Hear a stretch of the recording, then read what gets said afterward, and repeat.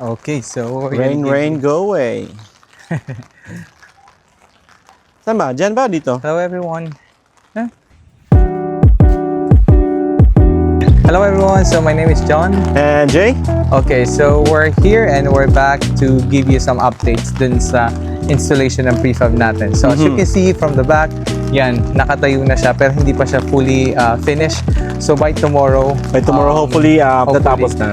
Yes. So ngayon medyo maulan, which is super good kasi kanina galing kami ditong alas 12 ng tanghali. Super init guys. But don't worry, we'll do something para mabawasan yung init dito sa cafe natin. So these are the updates? Yeah, yan lang yung update. So as you can see, walang mga butas-butas pa yan kasi soon lalagyan natin yan ng mga yung sa doors, ganyan. But for now, we keep it parang close muna kasi dahil wala pa tayong budget.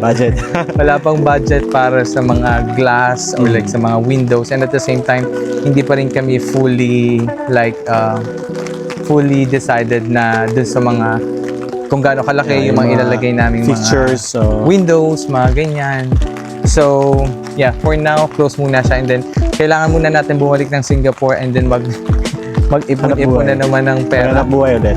Yeah, so hindi po tayo milyonaryo. Sana soon. Okay. So, ba't kaya prefab yung napili natin?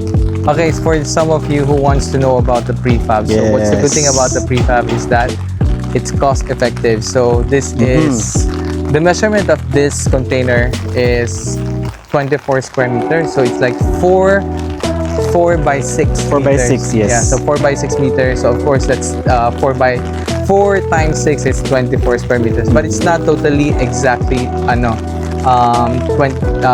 by 6, para siyang 3.99 something. So meron lang siyang slight difference. Dahil dun sa mga frame niya, di ba? Sa framing siya, yes.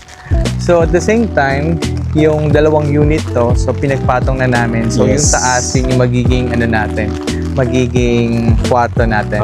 While the one sa baba is yun yung magiging cafe natin. So yung cafe natin with interior, yung interior ng cafe natin, hindi siya ganun kalaki. So that's why we have the bigger size dun sa side na yan, yung close na yan. So may ilalagay pa kami dito. So for now, ito lang muna yung makikita nyo. Yes. But don't worry, it's gonna be very interesting. Okay? So yeah. So bakit prefab is because yun nga sabi mo, it's cost effective. Cost effective, and at the same time yung time frame natin kasi hinahabol natin yung opening natin soon. Yes, super bilis lang nito nilagay. So parang pang 3 days na to, di ba? Yeah, pang 3 days na to. So pang 3 days na siya, and then last day na tomorrow. So like 4 days installation ito. But before this, actually, meron din siyang kailangan niya magpagawa ng platform niya. So yung platform niya medyo mataas ang ano niya, so hosting niya. So next natin i-share natin sa kanila yung ano. So next time, makikita niyo naman yung mga changes natin dito, yung progress natin dito sa project na to. Surely. Yeah.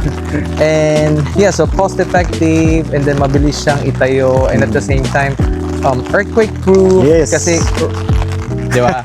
Very on time tayo kasi ang dami earthquake na nangyayari ngayon. So, safe siya. And at the same time, I hope, hindi pa natin alam. So, we will keep you posted din sa mga kung may tulo ba siya, may mga ganito ba siya. But don't worry about that. Okay. For the price of each container van it will cost around 220, not around, exactly 220,000 for one unit. So, i-plus nyo na lang. Kayo nang bahala mag-plus. Saan ang bahala? And then, it's up to you kung gusto nyo magpa-additional ng mga yung fixtures na plus minus pa yun eh. Kasi kung gusto nyo magpa-add ng like windows, doors, ganon. So it's additional yan. Toilet. Pwede ka magpaano ng toilet sa loob mo din. So which is, kami nagpalagay na lang kami ng shower room and then yung toilet, namin para hindi na kami bababa. Anyway, we have 2 toilets. So we have a portion dito sa baba for the customers, and then we have yung sa taas para sa amin. So pag kayo nagpapagawa or kung gusto niyo man i-try itong prefab na to, make sure na bisitahan nyo every time because meron silang layout eh. Meron silang yung the basic layout kung saan mo ilalagay yung mga shower, yung mga ganyan kung kukuha kayo ng toilet ha. And you need to make sure na super clear yung measurement Yes. nung sa shower room nyo, and at the same time of course sa toilet bowl nyo, 'di ba? Kasi 'di ba sa atin pina-customize namin ng konti kami. Ano pala yung size ng toilet natin? Roughly mga 1 point something by 1 point 1.4, something. yeah, 1.4 by 1.7. 7? Yes, sir. Yeah, yun yung measurement ng toilet, which is just perfect, Perfect. for the shower and the toilet. So, TNB, yeah. Yeah, toilet and bath. Yeah. Tumatakbo sa si engineer. Nagbablog kami, sir. Okay na, sir. Okay, yeah. So, I think that's all, no? I don't know kung nasabi na namin lahat. Of course, hindi lahat, pero Yeah, hindi lahat. yeah, Oo. at least super quick update sa progress ng prefab namin. Prefab, oo. So again, we'll see you again for the next vlog namin. And bye-bye! Bye!